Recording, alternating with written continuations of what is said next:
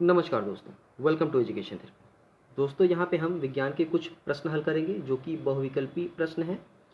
ये प्रश्न CTET, UPTET या पीईटी जो और भी कॉम्पिटिटिव एग्ज़ाम होते हैं उनमें आपकी सहायता करेंगे। ये कुछ ऐसे प्रश्न हैं, ज़्यादा नहीं है, 8-10 प्रश्न हैं, ज़्यादा नहीं है, छोटे छोटे प्रश्न हैं।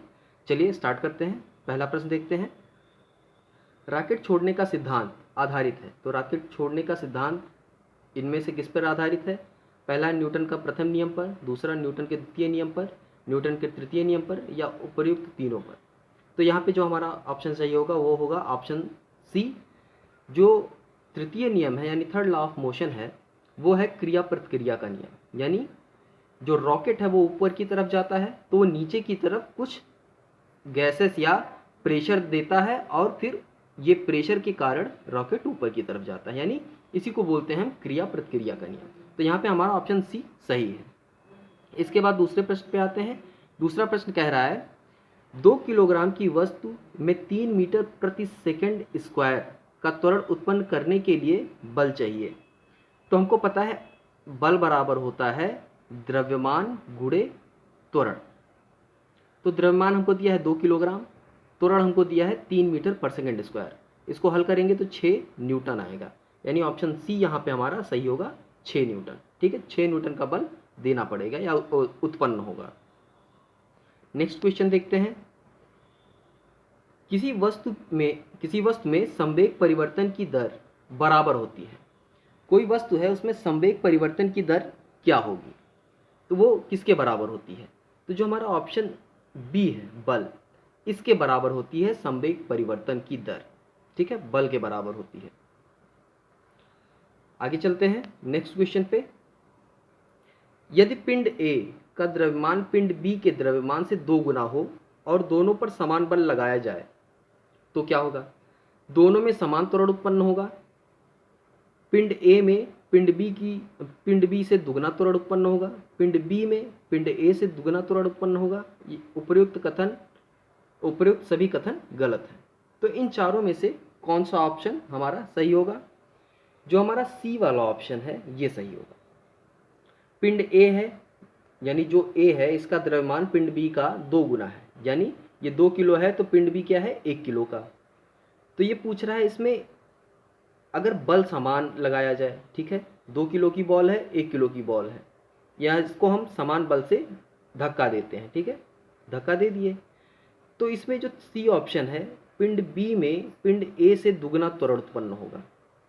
अब ये पिंड हल्का है तो जाहिर सी बात है बराबर बल लगाने पे हल्की वाली वस्तु ज़्यादा तेज चलेगी और भारी वाली वस्तु स्लो चलेगी। ठीक है, तो त्वरण जो है इसमें ज़्यादा उत्पन्न होगा, हल्की वाली में, और भारी वाली में कम उत्पन्न होगा। तो हमारा सी ऑप्शन सही होगा। चलिए नेक्स्ट क्वेश्चन देखते हैं। किसी वस्तु पर लगाया गया बल, जब हम किसी वस्तु पे बल लगाते हैं तो इनमें से कौन सा ऑप्शन सही होगा? वस्तु के द्रव्यमान व त्वरण के गुणनफल के बराबर होता है। तो यही ऑप्शन हमारा सही है, क्योंकि हमको पता है बल बराबर होता है m इंटू वी, यानी द्रव्यमान गुणे वेग, द्रव्यमान गुणे त्वरण। ठीक है, ये होता है m इंटू ए। तो यहाँ पे द्रव्यमान व त्वरण के गुणनफल के बराबर होता है, यानी ऑप्शन ए हमारा यहाँ पे सही है। आगे देखते हैं नेक्स्ट क्वेश्चन। समान आकार की फुटबॉल और पत्थर में जड़त्व अधिक होगा, यानी जो आकार है वो समान है, ये फुटबॉल है और ये समान आकार का एक हमारा पत्थर है, पी से पत्थर मान लेते हैं। ठीक है, तो इसमें जड़त्व किस में अधिक होगा? तो जो वस्तु भारी होगी, जिसका द्रव्यमान अधिक होगा, उसके अंदर जड़त्व अधिक होगा। तो हमारा बी ऑप्शन सही होगा, क्योंकि पत्थर फुटबॉल से भारी होगा, उसका पत्थर का द्रव्यमान फुटबॉल से ज़्यादा होगा, तो इसलिए जड़त्व भी उसके अंदर अधिक होगा। ठीक है, चलिए नेक्स्ट देखते हैं। एक खिलाड़ी लंबी कूद लगाने से पहले दौड़ता है। एक खिलाड़ी लंबी कूद लगाने से पहले दौड़ता है, तो क्यों दौड़ता है, किस कारण से दौड़ता है? यानी जो क्रिकेट में बॉलर बॉल फेंकता है वो उतना रनअप क्यों लेते हैं, वो दौड़ के बॉल क्यों फेंकते हैं? उसका कारण है क्योंकि वो चाहते हैं उनकी बॉल जो है या उनका जो शरीर है उसके अंदर संवेग बढ़ जाए। तो ऑप्शन सी यहाँ पे हमारा सही होगा। संवेग बढ़ाने के लिए एक लंबी कूद का जो खिलाड़ी है वो पहले दौड़ता है और एक जो बॉलर है वो दौड़ के बॉल फेंकता है। किस लिए? क्यों? क्योंकि संवेग बढ़ाना है उसको, ठीक है, यानी मोमेंटम बढ़ाना है।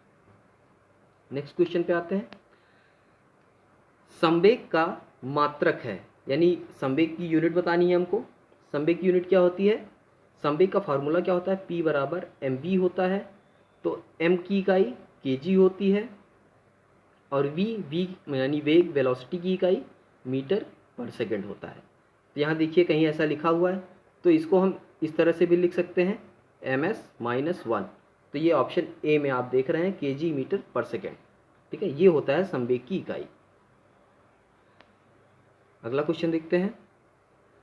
पिंड ए का द्रव्यमान 5 किलोग्राम व पिंड बी का द्रव्यमान 2 किलोग्राम है विरामावस्था में। अगर दोनों पिंड विरामावस्था में हैं तो क्या होगा? ऑप्शन ए कह रहा है पिंड ए का संवेग पिंड बी के संवेग से अधिक होगा। ऑप्शन बी कह रहा है पिंड बी का संवेग पिंड ए के संवेग से अधिक होगा। ऑप्शन सी कह रहा है दोनों का संवेग बराबर होगा। ऑप्शन डी कह रहा है यह कोई वैज्ञानिक तथ्य नहीं है। तो इनमें से कौन सा सही होगा? इनमें से सही होगा ऑप्शन सी हमारा, ठीक है। चलिए, तो ये कुछ प्रश्न थे, ये सारे प्रश्न यहाँ पे आपके हल हो चुके हैं। अगर कहीं कोई डाउट है, कोई दिक्कत है तो आप कमेंट बॉक्स में पूछ सकते हैं। तो आज के लिए बस इतना ही, मिलते हैं नेक्स्ट वीडियो में, तब तक के लिए धन्यवाद।